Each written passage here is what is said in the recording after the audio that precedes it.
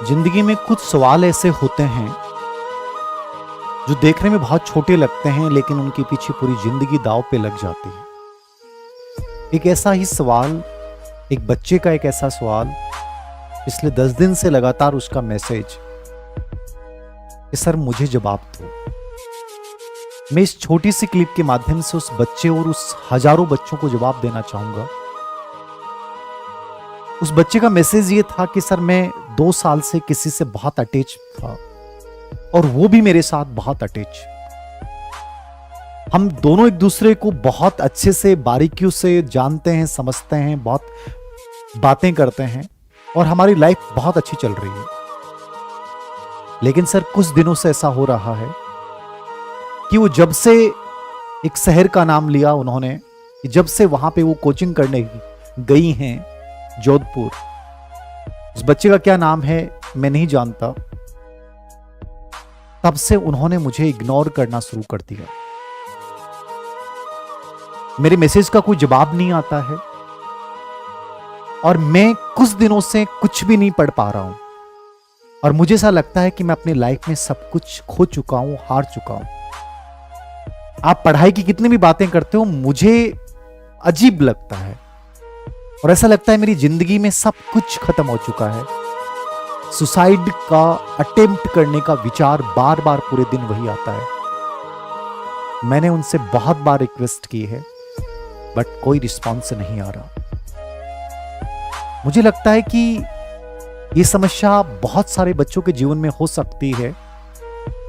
तो जिंदगी में जब ऐसी परिस्थितियां आती हैं, हम सवेंगों से कंट्रोल होते हैं। सवेंग हमें ले जाते हैं कहीं से कहीं, और सवेंग किसी के साथ अटैचमेंट का हो तो बहुत बुरा लगता है। जबकि वो इंसान अचानक से जब आपको इग्नोर करना शुरू करे, फिर वहां से आदमी बिखरना शुरू कर देता है। वो इस चीज को पचा नहीं पाता है, स्वीकार नहीं कर पाता है कि ऐसा क्यों हो रहा है। हो सकता है बहुत सारे इंसान इसमें गलत कदम उठा लें, लेकिन मैं अपनी बात उस बच्चे के माध्यम से हजारों बच्चों तक ये पहुंचाना चाहूंगा कि सर इसका समाधान क्या है।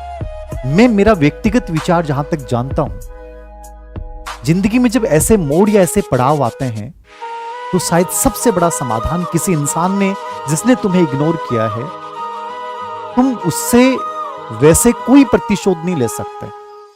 वो उसका व्यक्तिगत मन है, वो तब चाहे बदल सकता है, हमारे नियंत्रण में नहीं है। वो उसकी व्यक्तिगत इच्छा है, तुम उस पर थोप नहीं सकते। हां, किसी दिन होगा। मुझे लगता है कि सबसे बड़ा प्रतिशोध उससे लड़ाई करना, उसको डांटना, उसके साथ कुछ गलत करना नहीं है। सफलता सबसे बड़ा प्रतिशोध हो सकता है, और एक ऐसा प्रतिशोध हो सकता है जिससे अगले वाला, सामने वाला इंसान जिंदगी भर रियलाइज करे कि तुमने किस इंसान को खोया है। वो आज बच्चा दर्द में है, लेकिन मैं कहूंगा उस बच्चे के माध्यम से कि तुम उस अपने दर्द को एक बड़ी सृजनात्मक शक्ति बना के, और तुम उससे बड़ी मोहब्बत यदि अपने लक्ष्य से करो, तो शायद तुम्हारी जिंदगी में एक ऐसा मोड़ आए जब वो इंसान एक दिन रियलाइज करेगा कि मैंने क्या खोया है, और तुम्हें एक दिन एहसास होगा कि तुमने कितना बड़ा पाया है। एक छोटी सी कहानी इसके पीछे मैं बताऊंगा, एक रियल घटना। एक यूपी कैडर के आईएएस हैं अभिषेक सिंह, और उनका एक गाना एक बहुत वायरल हुआ है, दिल तोड़ के, जिसकी लाइन थी, तुम दे रही हो दिल में किसी और को जगह, लेकिन वो नहीं चाहेगा तुम्हें मेरी तरह। तो उसके पीछे की कहानी यही थी कि उनके साथ भी तुम्हारे जैसी वाली सिचुएशन पैदा हुई और उन्हें लगा कि मेरी लाइफ में सब कुछ खत्म हो गया। सुसाइड अटेम्प्ट के विचार आने लग गए कि जिंदगी में कुछ नहीं बचा है। लेकिन बाद में उसी इंसान ने एक ऐसी चीज को चुना, ऐसे लक्ष्य को चुना कि वो जो प्यार मोहब्बत का जुनून था, जो उसको पाने की जो चाहत थी, वो उस लक्ष्य में इतनी बड़ी लगी कि उस इंसान को रियलाइज कराने के लिए उन्होंने आईएएस जैसे एग्जाम में 94 रैंक के साथ सफलता अर्जित की। ये बहुत बड़ी बात होती है लाइफ में। हम अपने अनुसार हर चीज को नहीं चाह सकते कि हम मेरे अनुसार ही ऐसा होना चाहिए, लेकिन हम इतना बड़ा कर सकते हैं कि जिस इंसान ने हमें ठुकराया, जिस इंसान ने हमारी भावनाओं को ठेस पहुंचाया है, उसकी जिंदगी भर के लिए उसको एक ऐसी सिचुएशन में लाके खड़ा कर सकते हैं जहां उसे लगेगा कि यार मैंने बहुत गलत किया।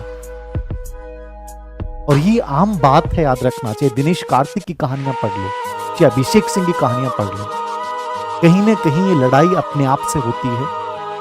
और जब भी ऐसी सिचुएशन आए, मुझे लगता है कि सफलता सबसे बड़ा प्रतिशोध है।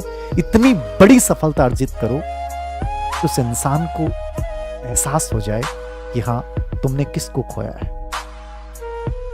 उसी गाने की 4 लाइनें मुझे बड़ी खूबसूरत लगी, वो मैं उस बच्चे को बताना चाहूंगा। सिर्फ दिल टूटा है, सांसें नहीं, अभी धड़कनों की असली रवानगी बाकी है। प्यार का किस्सा खत्म हुआ है, जिंदगी की असली कहानी बाकी है। तो अपनी कहानी इतनी गजब की लिख जाओ, जब ऐसी परिस्थितियों से जब तुम गुजरो, जब तुम्हारे साथ कोई भी इंसान गलत करे, तो मुझे लगता है कि आदमी को जुनूनी और सृजनात्मक बन जाना चाहिए और वो भावनाएं पूरी उड़ेल देनी चाहिए उस लक्ष्य के लिए। वहां बंदा इतिहास रचता है, क्योंकि उससे बड़ा जुनून कहीं नहीं हो सकता। हर जंग लड़ी जाती है भावनाओं के साथ, और मैं मानता हूं कि जीती भी भावनाओं के साथ जाती है।